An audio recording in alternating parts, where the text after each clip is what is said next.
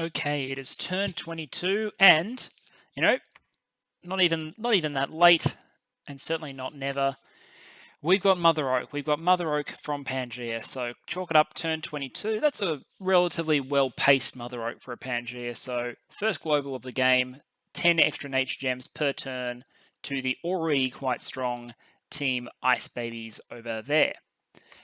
However, there was a bit of good news for us. SSG-73, the ruler of Pelagia, guardian of the servants of its reigning men, has broken free. So our god is up and going, and we will have a look at SSG-73 in a moment. Before we do that, let's go through the battles this turn. My research progressed and I hit Conjuration 5. That's important because we're going to be casting a bunch of Voice of Tiamat this turn and scaling from there. We move back into the province that Lanka took last time, gambling that Sparkles would go away, and Sparkles has gone away. We've had a little bit of a détente with Lanka. These two provinces are going to be ours, but we're going to respect Lankan control over their Rump Empire for the moment, because they've got other things to do with their time. To move in and show a little bit of strength, even though our army was destroyed, Atlantis has just deployed the first of their Basalt Kings with any degree of gearing. This is a shock resistance repelling enchanted pike, which is sort of a very early but still passable Basalt King build. So it'll Ironskin, Temper Flesh, Fire Shield move in. Anything that gets through will be killed by the Fire Shield, and the repel will reduce the number of attacks. So basically that pike is serving the job of being both a weapon and a shield all at once, which is good enough. Kark is a reasonably profitable province for us to hold, so holding them is important. At the same time, we moved in to 231, which was held by TNN. Now, we made 2 moves into TNN this turn as part of our, let's say, ongoing negotiated settlements. We've made the decision that morally and also practically, we cannot fully enter a war against the elves. However, the elves are in a bad way, and we also have to do something. So what we've done is we're negotiating essentially. I'm taking 231 off TNN because it allows us, despite the fact that Lanka has taken back 2, to re-establish this land link that is allowing Atlantean units to move into my lake and my units to move towards the Atlantis lake, keeping our empire connected. That's a good thing. In exchange, I will have to provide a degree of funding and some gems to TNN in recognition of the fact that I've transferred this over. I was also able to take a province which had been taken by independents. I get to keep the province and the income, and in exchange, this 1 air gem from TNN's site that they had discovered there continues to be theirs on an ongoing basis. This sort of negotiated settlement allows us to continue to make progress while at the same time not being fully drawn into a conflict with a friendly power in order to support, like, if I'm frank at this point, having discussed this with the team, entering into a conflict to support the sides that are already winning, Agatha and Team Ice Baby, who are about to secure Yomi and probably about to secure Femoria as well. So you've got Team 5 Caps over here to be. You've got this team over here, which is secured by, I believe, Arcocephali and is moving in and will probably seek to push all the way to TNN, I would expect. So why would we then put further pressure on TNN at this point? It just makes no sense. So we're going to negotiate, fund, prop up the war effort, give them the short-term resources that they need to continue, and in exchange, we're going to get away with taking what we can. Is it extortion? Is it assistance? I don't know. I guess it depends on your point of view. I fall into the category of this is just smart diplomacy, and the only option available to us given our combination of lack of strength and our lack of desire to aid the 2 largest powers in the game, but also our need to continue to advance. So those are our battles. Also, we got to see, thanks to Pangea, everything that's in Yomi's capital ready to defend the storm. There's not a huge amount, but there is a monolith and there is a Dione. So those plus this hero and an Oni Sugar means that there is some resistance in the capital. The key, however, is there's not much chaff here, and without much chaff, Pangea's anti-thugs or counter-thugs, whatever you want to call them, the Hierophants with great swords of sharpness should be able to go in and chop down the monolith and also the Dione. Then there were unexpected events. The plague is happening. So there are rumors of plague, which is minus 25% tax, 16 unrest. Thankfully, winter stopped the actual plague from spreading, but it still exists. Then we got Misfortune 1, which is unfortunate because it will help the plague spread there, I believe. And then otherwise we are patrolling. SSG-73, let's have a look. This is SSG-73, the Grand Hydromancer. SSG-73 was a last-minute sub-in for this game. I had built an underwater super combatant. Then at the last minute, I had a discussion with the team. I was like, guys, you guys are taking some pretty strong stuff. So we have a Telkeen God King that is capable of trashing probably anything else anyone took underwater. Like he'll trash them, especially once we get some research up. We have a monolith. We have a monolith for Atlantis that is capable of mono dropping, very tough, very capable. And then I was like, well, how about I go with the greed play? And the greed play for me is this thing, SSG-73. The Grand Hydromancer is not a combat chassis at all. It is a weak, vulnerable, pathetic human. Well, it's a human with 16 hit points, but it's still a human. Heck, it's only 287 years old. It's younger than most of the Basalt Kings in the game. In fact, I think it's younger than all of them. But what I've done is I've taken a magic diversity pick with a late game premise. The first thing is I've given myself access to some death magic. D4 is enough that I have access to big death. So what I can do with D4 is I can go to D5 by going down enchantment. If I run all the way to enchantment 8, I can get Lichcraft. Liches are high death immortal commanders. That instantly gives me like a late mid to late game option. It means I can have death supporting my armies. It means I can have death searchers. It means I have immortals who are a tactic all of their own because it lets you keep that support else out there, lose them, and then who cares? They come back a little time later. So the death access there is very important. The little bit of E access crossed with the astral means I'm fully capable of forging crystal gear, which is good. And then you've got this astral 6. Astral 6. Astral 6 is a very key number. Astral 6 is the number whereby with a Starshine Skullcap and one other S booster, you can cast Arcane Nexus. And the meme that I'm considering is what if we, and we discussed this before the game, I think Phaonix may have come up with this idea actually. What if we just hide underwater like dickheads and cast Arcane Nexus and just suck gems up from the entire world as everyone fights their wars around us? And that way, even if we get kicked off land and underwater, we still have a very significant gem income and we can continue to be annoying and relevant. That, to me, just encapsulates everything that underwater nations aspire to be. Are we likely to be able to do it? Probably not. Like, we're probably not going to get anywhere close. But I've got a potential Arcane Nexus caster. I also, just in general, have high astral, which my nation otherwise struggles with. I have lots of S1, very little S6. So I can teleport him into a combat, and he can sit at the head of a communion, and he can apply Will of the Fates. He can apply time stop Will of the Fates. He can do all the really cool stuff in exchange for being a weak, squishy human. He also generates 1 water gem per turn. Very nice. So yeah, there we go. That's SSG-73. What he's going to do for the moment, however, is site search for paths that I'm not searching for effectively. So he'll go on land and he'll search for DSE, which is great. I won't have him search underwater because underwater I'm going to get all the elemental paths for free with Tiamat, and I've already had some astral searching done as my mage swept through and did the original search. So that's the plan there. So we have 1 pocket super combatant who can also forge. We have a monolith, and monoliths are good for doing monolith things. And we have 1 greedy rainbow with late game ambitions of turning Pelagia into a death nation. Because if you can be a death nation, that's one of the best things you can be. other than maybe a blood nation. Speaking of which, we have 42 blood slaves now, thanks to this lovely slave market.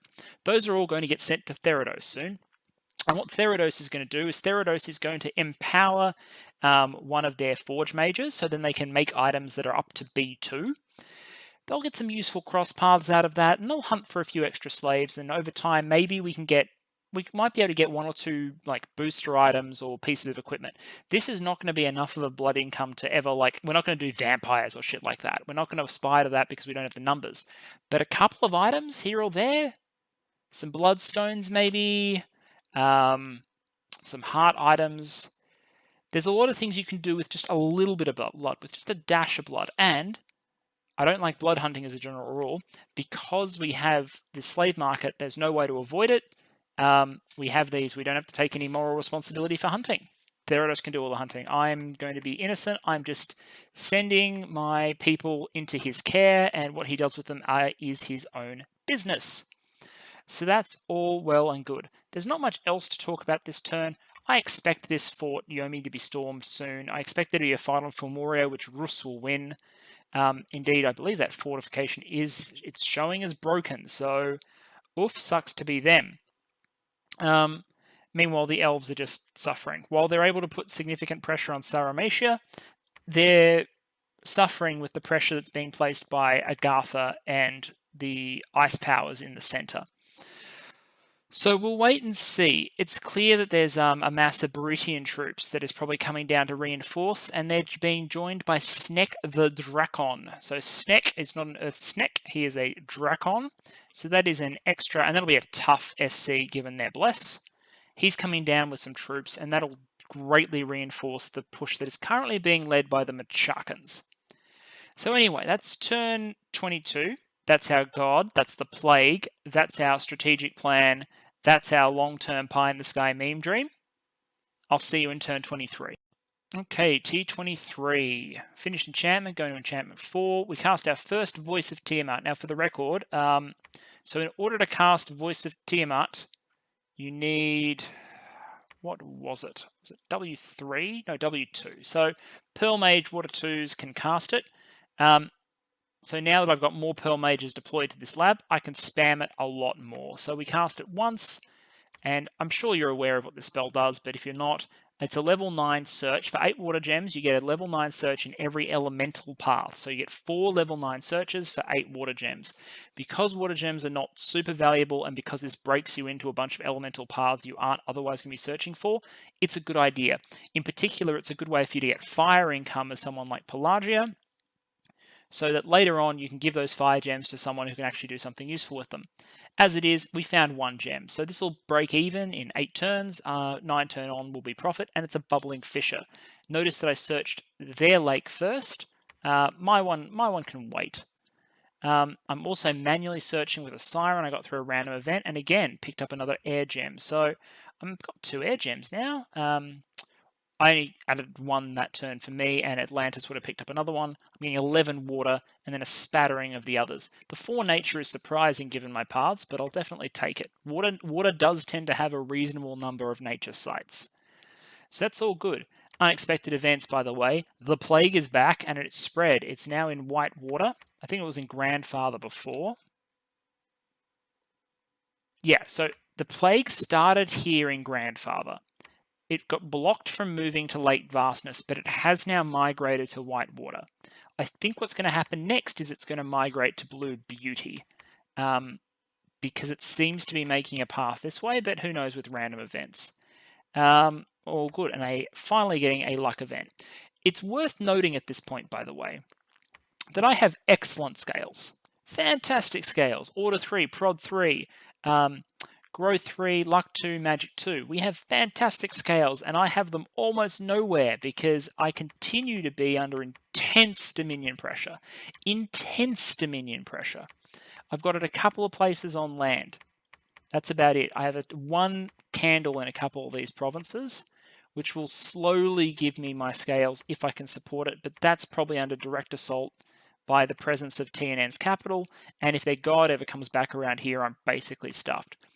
I want to transition into making priests and temples. You can see I've started. getting temples up elsewhere in my other forts, but really I need a temple. I'm going to need a temple up here. I'm going to need temples in the water. I'm going to need priests, and right now I just can't afford it. I'm pushing my research. I'm pushing research up. I've got 300 research on turn 23. It's not great, but it's better than it was because a lot of it's being made up of these inefficient mages. But getting this fort up over here is great because it adds another source of these 11 research Pelagian explorers. And if I can get a temple up and get Dominion here, that'll go up again. So I can get that up to 13 research per explorer, ideally. We also took the opportunity to expand once this turn into a province that had been taken by independents that TNN was in no position to be able to retake. So in we went. The Turtle Warriors, 35 of them, took on 35 barbarians, and it was a victory for not putting your leaders in the front rank, and also a victory for javelins. Javelins are very good against troops like barbarians. You can see we're already inflicting damage. We'll get another volley off before they actually make full contact, and it's that close range volley that does a lot of the damage. So that basically melted the front row. We lost a couple of guys, and then what will happen is we'll win this engagement, and they'll just have had enough. They lost a lot of HP to the jabs. Good for us. So that's a mine of superior resources. That's not very good for us. Now, what we'll do at this point is we'll probably pull back. We'll pull back because it's a way of showing we're not going to follow up, while at the same time we're posturing this fort saying, hey guys, look, this is going really well, and we like the relationship we have where we give you money and gems, but you also allow us to expand into stuff that you can't possibly hold on to. Because it helps you fight our war and it helps us continue to grow. However, we have a block of troops here that are in a fort, so they can't be suddenly elfed, that are available to do stuff if they need to. The fact that we have a whole bunch of communable water mages and Conjuration 5 gives us other options. And the fact that I think we have a couple of A randoms available, we do, means that if we had to, we could get crystal matrices from Therados, and we could stick them on our mages, and we could make air elementals too, with the air gems that we will very slowly accumulate. Therados, meanwhile, has Ultimate Smithing Minion out and sight searching. He is in his adorable seal form because that gives you bonus to your magic paths relative to being in the humanoid form. The main advantage of the humanoid form, of course, being hands. He has flippers. He can't hold stuff with them. Anyway, so other than that, we're now taking a softly approach. Entering a war with TNN would just aid in a major way. So bringing Atlantean troops over, invading in a significant fashion would one, if we did it where we're strongest over here, would actually rob our ally Saramatia of what they may see as their proceeds. It would aid Machaka's team, it would aid GC's team, and it would deliver us nothing other than a punch in the face. So we're going to take our standoffish approach where we snipe these provinces, we negotiate our way through as best we can, while building up our research as best we can. What we're going to do is we're going to have Therados run construction. They have a gem bonus, which is handy. They have the ability to recruit these fire randoms underwater, and they also have access to other elemental mages in a lot of places. We're going to Voice of Tiamat, get a bunch of elemental gems, and then what's going to happen is we're going to get Therados up to construction so they can start making air quills, so they can start eventually lightless lanterns, and try and make our research competitive. If we have no units that allow us to compete in this game, if our economy is going to be shit, if we're struggling to get our Dominion out, like even my allies, right? They've got hostile Dominion in the lake, and not many candles in a lot of the other places. Like this is neutral, this is outright hostile, this is outright hostile to 3 candles, this is all outright hostile. So yeah, they're going to struggle to get their Dominion out. They'll have to slowly pick up the Temple Wing, I guess. We need something to go for us, and that something we think is going to be construction run by Therados, which suddenly makes living Therados a very important part of this team. I think we're going to be a case study in how you can macro your nation without actually expanding that much, but we'll see how we go in the following turns. If this war takes an unexpected twist, then we might make different decisions, but for the most, we're going to play very cautiously. The Sparkles incident both humiliated and humbled us. So we're going to be more careful from now on. Watch this space in Yomi. Watch the space. Oh no, Femoria is taken.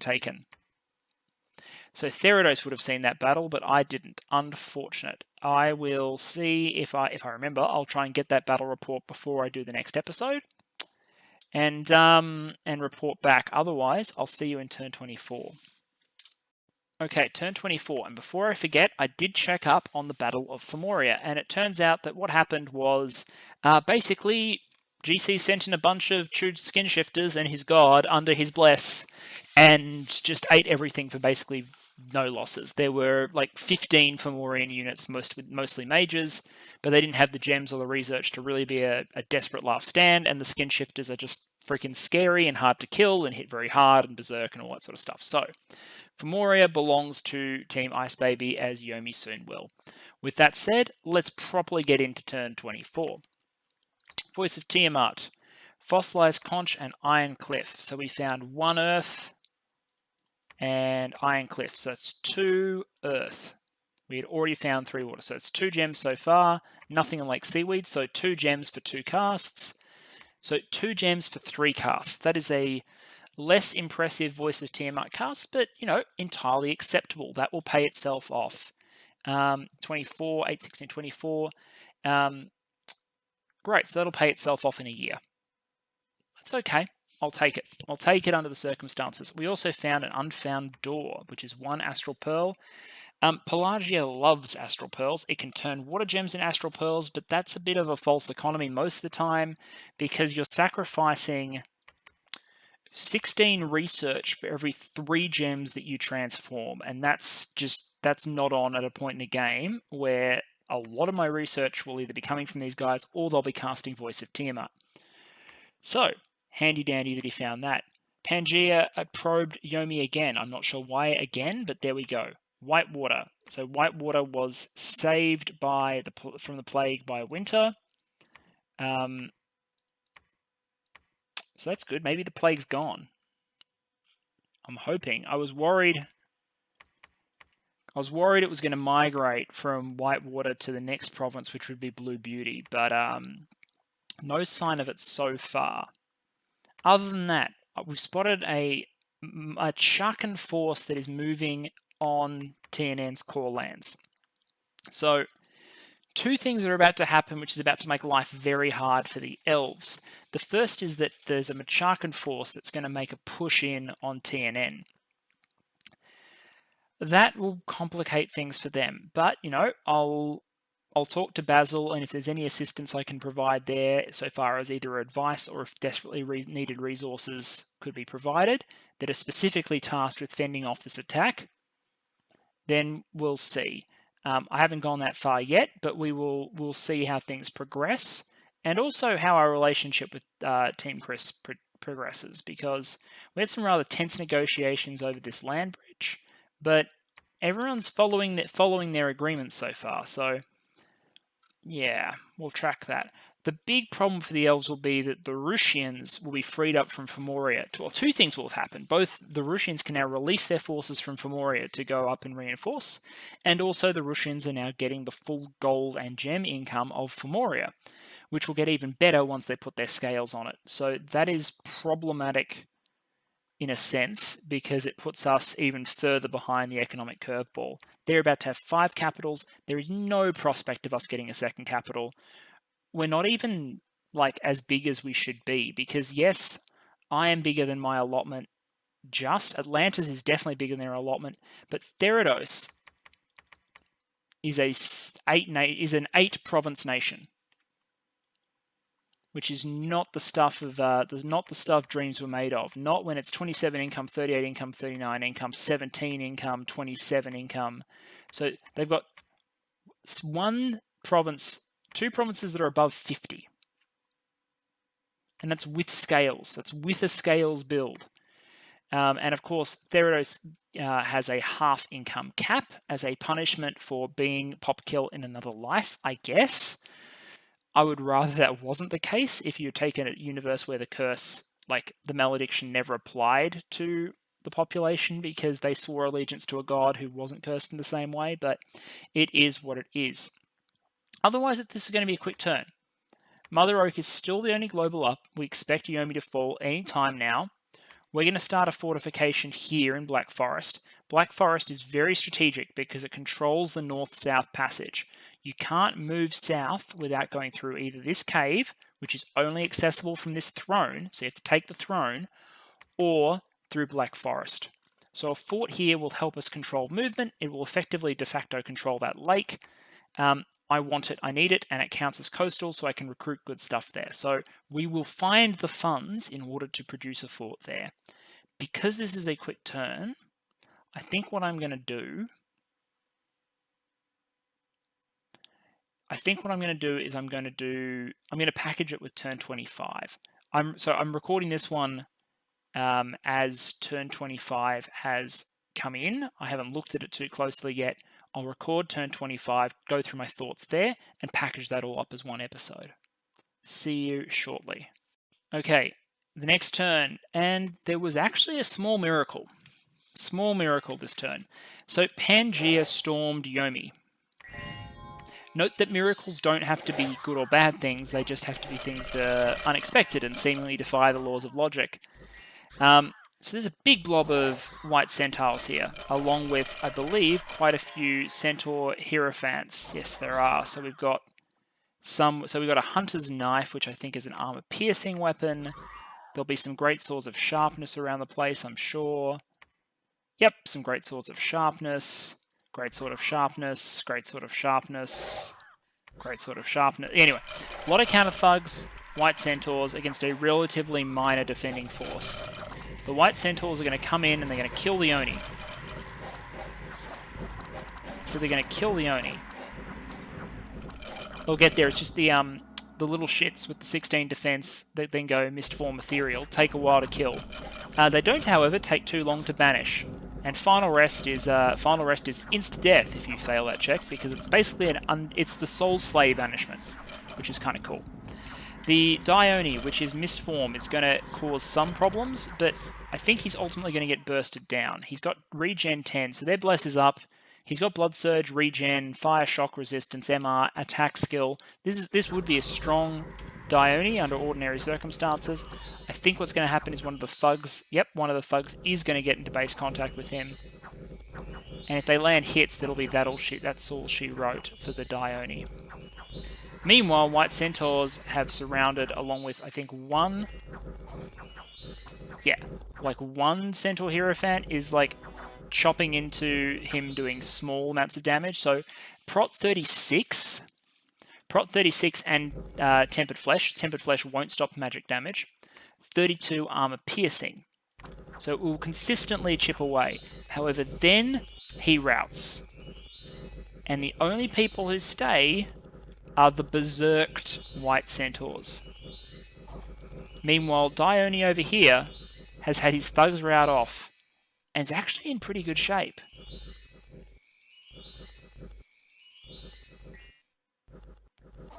He might eventually actually be able to kill his way out of that. Meanwhile, these white centaurs are slowly dying. And I mean slowly dying. Because they do have regen. They are slowly dying to Poison Touch. Fast Strike. And now we've got, what, 2 white centaurs left versus a Dione Spirit.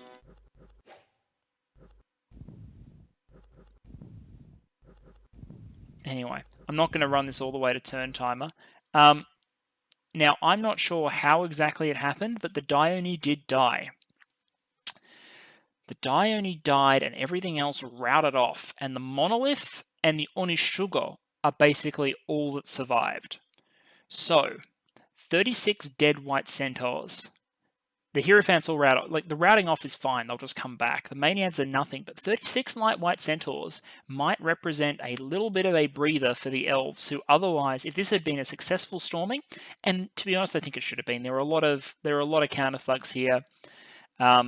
What happened is, I think the ethereal high defense stuff just choked them up for too long, and eventually the Monolith was able to get the few units that did get to it to rout off, causing chain routes, and unfortunately the morale of the Hierophants failed before they were able to do the job of chopping down the monolith. If they had succeeded, and succeeded well, those White Centaurs would be going north with their Hierophants this turn to go reinforce against the Elves. Instead, they're going to have to regroup and try this shit again. There's now nothing to screen for that monolith. It will die. It will die to a storming party that is probably made up almost entirely of Hierophants with maybe a couple of White Centaur bodyguards, and that will be it. So Yomi has had its moment of resistance. It claimed 36 cap-only sacreds in that defense, a noble effort, but our Pangea, played by the ever-capable 6P, who is a pretty good bloke and a very solid Dominions player, will soon be the new custodian of Yomi. And then we took Jabal Kish. Jabal Kish is a 2-income province that we had loaned to TNN earlier in the game so that their boar could get north. We received some compensation for loaning them the province. It is mostly worthless, but we agreed with them that we were going to take it back this turn, and we're going to site search it. I'm going to site search it with SSG-73 because it's a wasteland and there may be some gems here. So we will see. Meanwhile, that good old plague. So Lake Purple is saying that there is a plague in Blue Beauty or in Gorillion. One of these two provinces probably has the plague that was originally in Whitewater. And while we're not seeing population loss here, the people in Lake Purple have panicked because of the pandemic, and they're shutting down trade and shit. So, minus 25 unrest, plus 15 unrest, minus 25% tax. And we lost our PD in Lake Vastness. Not a particular problem. But we've started our fort. We've taken a few more provinces. Now's probably a good time to take a quick check of the state of the world. Let's go through our team first. So, we haven't done much expansion for the last 6 months or so. We haven't produced any new forts. Our incomes are still pretty middling. But gem incomes are really picking off now that we're casting Voice of Tiamat to a greater extent. I'll go over my Tiamat casts in a moment. Our research, Atlantis is still leading the way. I'm in the middle. Therados lags behind, but that's because Therados is going to be the one who's doing a lot of the forging, as well as being the smallest. Our Dominion is actually in decline and suffering more. And you can see the army graphs really suffered during the Sparkles incident. Last turn, we basically Atlantis reached the point they were before the Sparkles incident. Therados hasn't quite gotten back to that point yet, and I have reduced the number of turtle warriors I'm buying because they're not particularly useful and I'm not fighting anybody, so I'm not in a rush to build up a massive army of mediocre troops. So there's that. We did cast Voice of Tiamat. We found a Sparkling Current, so we found a Fire Gem, which I'm happy with. Volcanic Glass, I think this is 1E and 1E, so 1E and 30 gold and 1E. So this province that was completely worthless is now worth 2 gems and 37 gold rather than 7 gold. And did we have a third cast? We did. We found nothing. Okay, so once again, 3 casts, 3 gems, 8 turn to break even. I'll take it. Next turn we'll get we will get a site search in with SSG-73. I'm always keen to have a big rainbow mage like this one, semi-rainbow, roll a search because I'm excited for what they might find, especially in a mountain wasteland, which should have some great gem site probability running for it. We are not doing great, is my evaluation. We're not doing as badly as Team Elf, but that's only because we're not in a we're not overmatched in a 3-sided coalition offensive, right? The Elves were doing far, far better than us. They were expanding effectively, and then they got majorly coalitioned.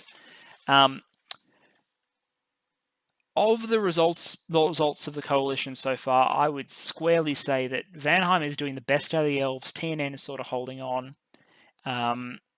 Machaka, Beritos, Agatha have been the biggest beneficiaries so far. They've swept across Arcocephali. They've secured that territory.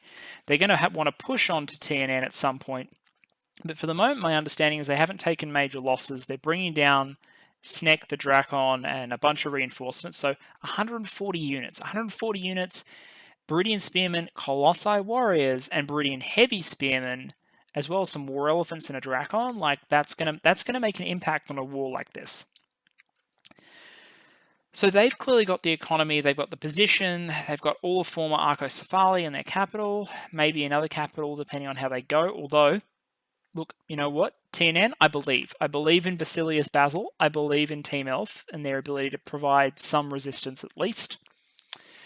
Archocephali is basically gone, but Varnheim is fighting on, which means that Sarmatia, Hinnom, who are of the coalition by far the party that we have the best friendship and relationship with, are the ones who are suffering the most because they're the ones that happen to border the hard edge of the Elvish alliance, whereas Agartha, Hinnom, Machaka have been able to storm in through the undefended, like Archocephalian underbelly of the Elvish Empire.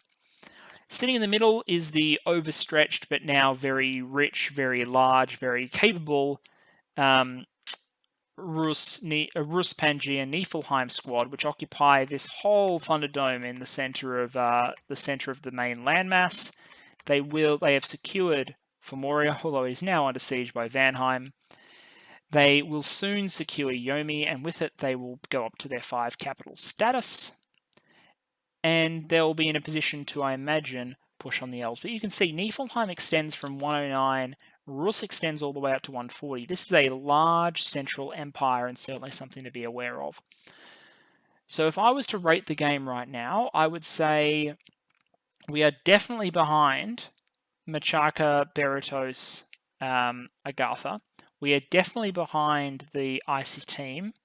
We are probably behind, and I would confidently say we are probably behind this team, but Sarmatia suffering makes them more comparable to our small compact Theranos. The big competent Hinnom is probably worth at least our Atlantis, which means the question is Pelagia worth And the answer to that question is it depends how much of this controls, how much they stretch around, how lucky they've been, gems, gold, etc. I'm under intense dom pressure. I still don't have much in the way of offensive capabilities. My research is now expanding reasonably well because I have 2 provinces pumping out my better research majors. I'm going to produce a Palisades here. I'm producing a Palisades here, so there'll be 2 more coastal sources for research majors. That's my hope. But we're not dead. We're not being attacked. We're not being harassed or destroyed. So, there is hope for the mega scales, no units, underwater meme team. There's hope. I mean, I'm not sure there's much hope, but there's definitely hope. And we have, I've revealed some long-term plans. We certainly have plans that we are discussing on how we maintain our relevance and our entertainment value going forward. So, if you'd like a continued window into how maybe possibly Pelagia, Atlantis, and Living Theranos might be relevant in a game of giants, well then you're just like me and you'll have to hang around for turn 26 to see what happens. See you then.